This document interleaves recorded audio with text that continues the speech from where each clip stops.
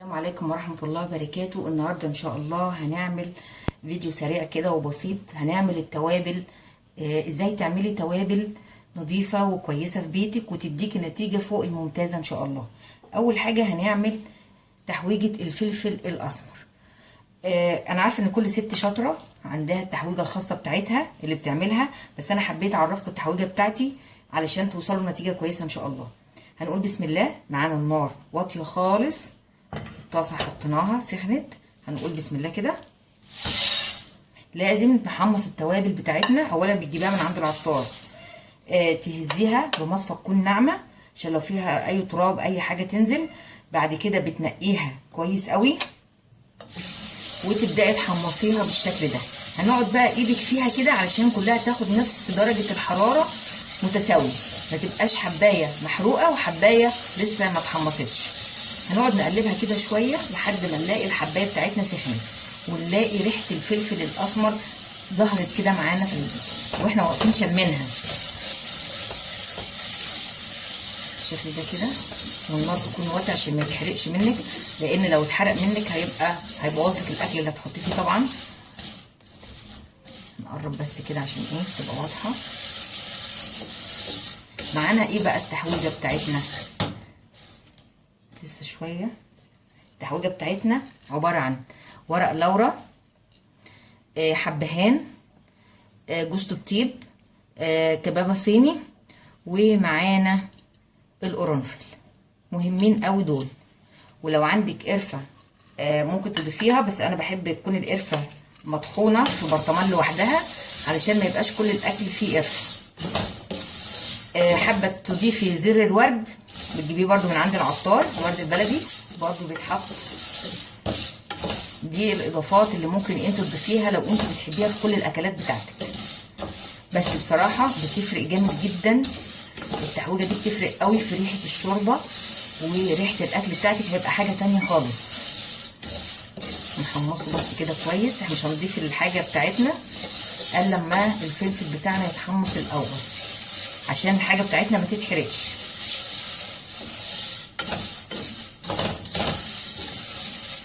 بدأ يسخن قوي اهو.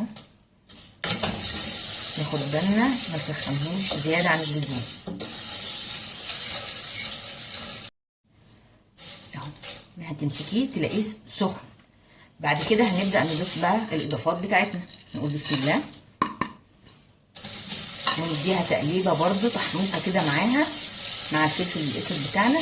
وبعد كده نسيبه يهدى شويه صغيرين ونطحن كل ده مع بعض. هتديكي بقى ريحه ممتازه. وهنكمل برضو بقيه التوابل بتاعتنا، سهله وبسيطه جدا. اي توابل تجيبيها يا ريت تجيبيها صحيحه زي كده وتبداي تعمليها في البيت عشان تضمني نظافتها بالشكل ده كده. كله بقى يتحمص كده مع بعضه عشان الريحه بتاعتهم تطلع. وبعدين اسيبهم يهدوا بقى شويه كده، يبقوا لسه دافيين بسيط كده، وابدا اطحنهم في المطحنه بتاعت الخلاط بتاعتي. اتاكدنا ان التوابل الفلفل بتاعنا والحاجات اللي التحويجه اللي حطيناها اتحمصت مع بعض كويس جدا. هعمل ايه بقى؟ اهم حاجه ان انا هشيلهم من على النار وهفضيهم. انا طفيت خلاص النار، هفضيهم. نقول بسم الله من الطاسه السخنه، لان لو سبتيهم في الطاسه السخنه هيكملوا تسخين وهيتحرقوا منك حتى لو طفيت النار. فناخد بالنا من الخطوه دي كويس قوي. هنستنى عليهم يهدوا لحد ما يبقوا دافيين، وبعد كده نضربهم في المطحنه بتاعتنا. دلوقتي بقى هنعمل الكزبره. الكزبره صحيحه، جبناها من عند العطار صحيحه، هزيناها برده بمصفى تكون ناعمه، الخرام بتاعتها ضيقه علشان تنزل بس التراب لو فيها تراب. وبعد كده بننقيها كويس جدا وبتبقى نضيفه معايا بالشكل ده. الطاسه بتاعتي سخنه. نقول بسم الله.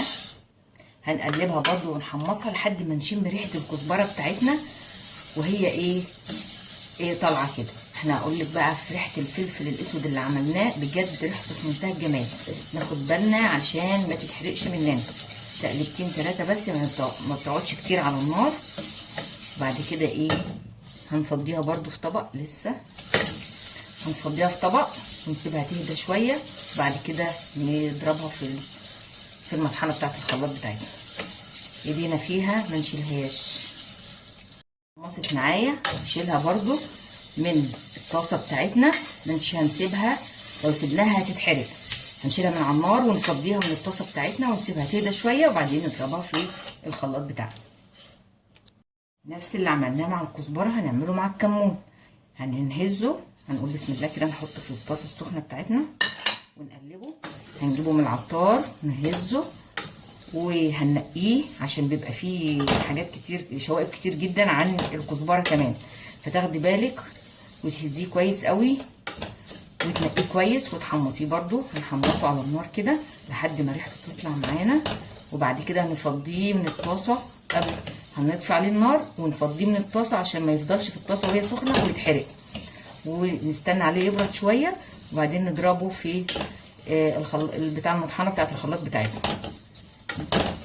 كل التوابل بتاعتنا بتتعمل بنفس الطريقه، تديك نتيجه حلوه جدا وريحه ممتازه.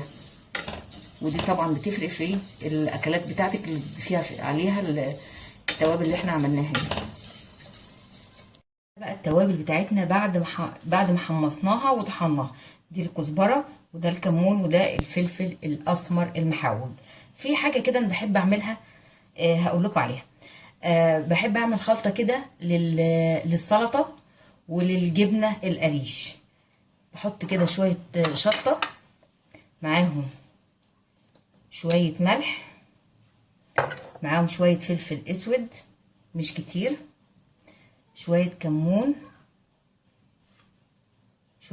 وشويه كزبره عشان يبقوا قد بعض، وبخلطهم وبحطهم عندي في برطمان لوحدهم عشان استخدمهم كدقه للسلطه وللبيض للبطاطس المحمره، للجبنه القريش. تحطهم بقى على اي حاجه انت عايزاها، بجد بتدي طعم حلو قوي وريحه حلوه قوي للاضافه بتاعتنا. دي الدقه بتاعتنا، وده الكزبره والكمون والفلفل الاسود المطحون المحوج. يا ريت تجربوا التوابل بتاعتي وان شاء الله تعجبكم، وما تنسوش اللايك والاشتراك وتفعيل الجرس عشان يوصلكم كل جديد ان شاء الله مني.